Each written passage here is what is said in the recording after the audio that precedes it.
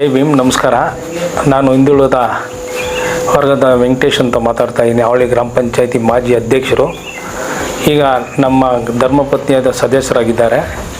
25 ವರ್ಷದಿಂದ ಜನರಲ್ ಜಾಗದಲ್ಲಿ SC ಆಗಿ ನಾನು ಕಾರ್ಯನಿರ್ವಹಿಸ್ತಿದ್ದೇನೆ.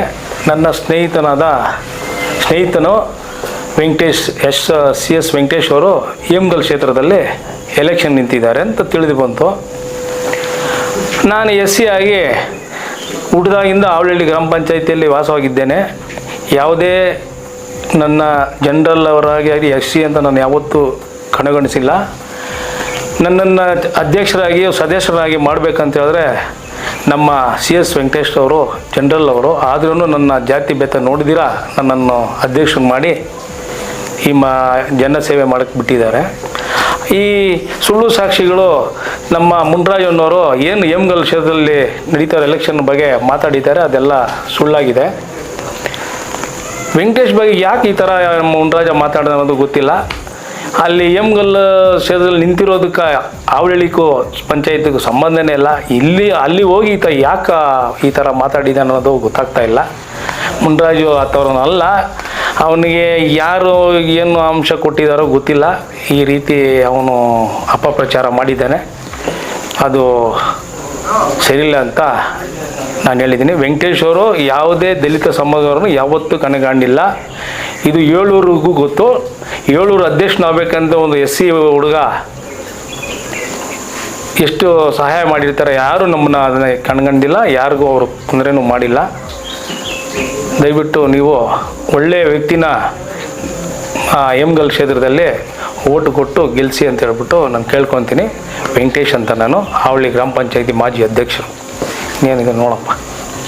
ದಾಖಲೆಗಳಿದೆ ನಿಮ್ಮ ಮುಂದೆ, ಏನ ದಾಖಲೆಗಳು ಅಂತ?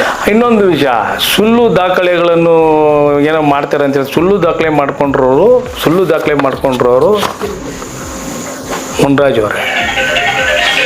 ಪಂಚಾಯತಿಲಿ ನನ್ನ ಗಮನಕ್ಕೆ ಬಂದಾಗ, ನಾನು ಅಧ್ಯಕ್ಷನಾದಾಗಿಂದನೂ ಈ ದಾಖಲೆಗಳು ಯಾರೂ ಕೊಟ್ಟಿರಲ್ಲ.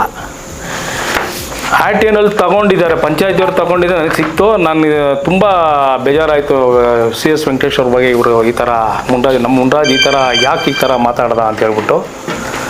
ದಯವಿಟ್ಟು ಇದೆಲ್ಲ ಸುಳ್ಳು ದಾಖಲೆಗಳು ಮಾಡ್ಕೊಂಡ್ರವರು ಇವರು ಮುನ್ರಾಜ್ ಅವರು.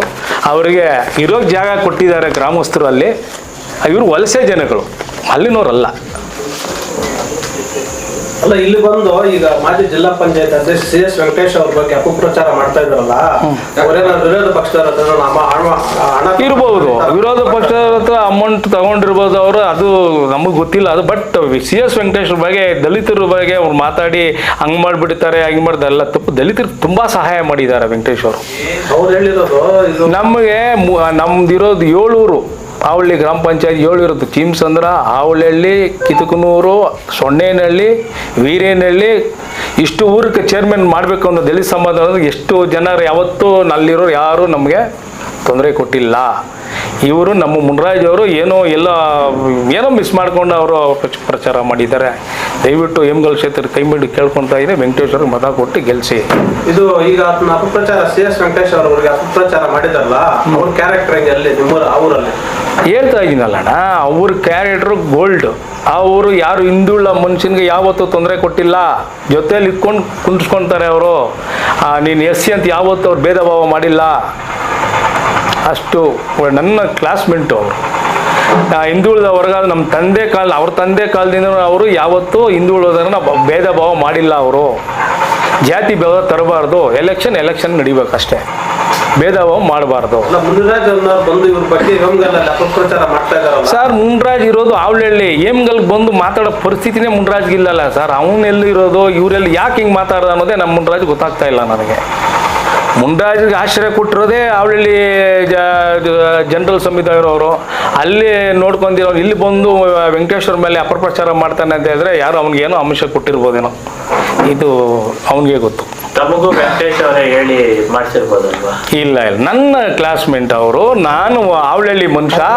ಹೇಮಗಲ್ ಎಲೆಕ್ಷನ್ ಗೊತ್ತಾಗಿದೆ ಸಂಜೆ ನನಗೆ. ಅಷ್ಟು ಪಕ್ಕದಲ್ಲಿದ್ದೂ ನಮಗೆ ಗೊತ್ತಿರಲಿಲ್ಲ. ಒಂದು ಒಳ್ಳೆ ಮನುಷ್ಯನ ಮೇಲೆ ಈ ಥರ ಹೇಳುವಾಗ ಅದು ತಪ್ಪು ಅಂದ್ಬಿಟ್ಟು ನಾನು ಡೈರೆಕ್ಟ್ ಮೀಡಿಯಾ ಮುಂದೆ ಹೇಳ್ತಾ ಇದ್ದೀನಿ.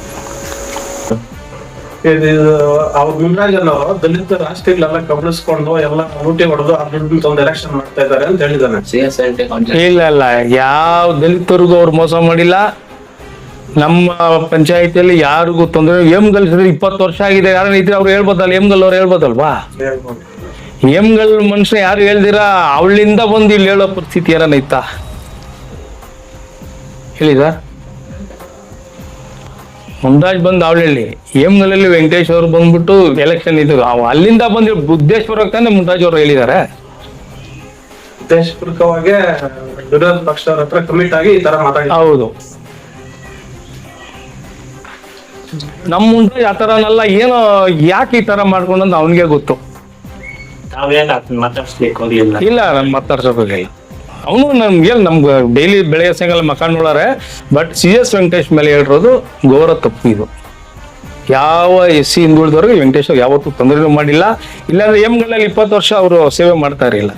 ಇಲ್ಲಿರೋರಿಗೆ ಗೊತ್ತಲ್ಲ ಎಷ್ಟು ಅವರು ಸೇವೆ ಮಾಡಿದ್ದಾರೆ, ಏನ್ ಮಾಡ್ತಾರೆ ಅಂತ ಹೇಳಿ ನಾವು ಹೇಳೋದೇ ಬೇಡ. ಬಟ್ ಮುಂದಾಗಿ ಅಪಪ್ರಚಾರ ಅವಳಿಂದ ಬಂದು ಇಲ್ಲಿ ಮಾಡಿದಾನಲ್ಲ, ಅದಕ್ಕೆ ನನಗೆ ನಮ್ಮ ಸ್ನೇಹಿತನಿಗೆ ಈ ಥರ ಅವರು ಮಾಡಿದಾನಲ್ಲ ಮುಂದಾಜ್, ಯಾಕೆ ಈ ಥರ ಮಾಡೋದು? ಅವನು ಬೆಳಗ್ಗೆ ಎದ್ದೆ ಸಾಯಂಕಾಲ ಅವ್ರ ಮಕ್ಕ ನೋಡಲೇಬೇಕು, ನಾನು ನೋಡಲೇಬೇಕು, ಅವರು ನೋಡಬೇಕು. ಇದು ಕುತಂತ್ರ ಮಾಡಿದ್ದಾರೆ ಯಾರೋ. ಅದು ಏನಂತ ತಿಳ್ಕೊಬೇಕು. ದಯವಿಟ್ಟು ವೆಂಕಟೇಶ್ ಅವ್ರನ್ನ ಗೆಲ್ಸ್ಕೊಡಿ. ಎಮ್ಗಲ್ಲಲ್ಲೇ ನಿಮ್ಮ ಎಮ್ಗಲ್ ಕ್ಷೇತ್ರದವ್ರಿಗೆ ಗೊತ್ತು ಅವ್ರು ಏನೇನು ಕೆಲಸ ಮಾಡಿದ್ದಾರೆ. ಯಾವ SC ST ಅವ್ರಿಗೂ ಅವ್ರು ತೊಂದರೆ ಕೊಟ್ಟಿಲ್ಲ. ಇದಕ್ಕೆ ನಾವು ಗ್ಯಾರಂಟಿ ಕೊಡ್ತೇನೆ. ಲೋಕಲ್ SC ST ಜಾಗಗಳನ್ನೇ ಕಬ್ಜಾ ಮಾಡ್ಕೊಂಡಿದ್ದಾರೆ ಅಂತೇಳಿ ಆರೋಪ ಕೊಟ್ಟಿದ್ದಾರೆ. ಎಮ್ಗಲ್ಲರು ಆ ಥರ ಕೊಟ್ಟಿದ್ದಾರೆ. ಎಮ್ಗಲ್ SC ST ಜನದವರು ಜನರಲ್ ಆಗಲಿ ಅವರು ನಿಮ್ಗೆ ಹೇಳೋರಲ್ವಾ, ಮೀಡಿಯಾ ಬಂದು ಅಲ್ಲೇ ನಿಂತ್ಕೊಂಡು ಈಗ ದಲಿತ ಸಮಾಜ ತುಂಬ ಅಂಬೇಡ್ಕರ್ ಸಂಘದವರು ತುಂಬ ಸಂಘಟನೆ ತುಂಬ ಎಲ್ಲೋಗಿ ನಿಂತ್ಕೊಂಡು ವೆಂಕಟೇಶ್ ಮೇಲೆ ಅಪಪ್ರಚಾರ ಮಾಡ್ಬೋದಾಗಿತ್ತಲ್ಲ. ಅವಳಿಂದ ಬಂದು ಇಲ್ಲಿ ಮಾಡ್ಬೇಕಂತ ಏನಿರಲಿಲ್ಲಲ್ವಾ, ಇಲ್ಲಿರೋರೇ ಮಾಡ್ಬೋದಾಗಿತ್ತಲ್ವಾ. ಇಷ್ಟೇ ತಿಳ್ಕೊಳ್ಳಿ ದಯವಿಟ್ಟು. ಕೊನೆಯದಾಗಿ ಸರ್, ವೆಂಕಟೇಶ್ ಅವರು SC ST ಯಾವುದು ತೊಂದರೆ ಕೊಟ್ಟಿಲ್ಲ. ಹಾಗೇನ ತೊಂದರೆ ಕೊಟ್ಟಿದ್ರೆ ಎಮ್ಗಳ ಜನತೆನೇ ಬಿಡ್ತಾ ಇರಲಿಲ್ಲ. ದಯವಿಟ್ಟು CS ಎಷ್ಟು ST ST ಜನರು ಎಲ್ಲ ಜನ ಒಕ್ಕೂಟವಾಗಿ ಎಲ್ಲ ಜನಕ್ಕೂ ಅವ್ರು ಸಹಾಯ ಮಾಡಿದ್ದಾರೆ. ದಯವಿಟ್ಟು ಅವ್ರು ಮತ ಕೊಟ್ಟು ಗೆಲ್ಸ್ಕೊಡಿ ಅಂತ ಹೇಳ್ಬಿಟ್ಟು ಕೇಳ್ಕೊಂಡಾಗಿದೆ.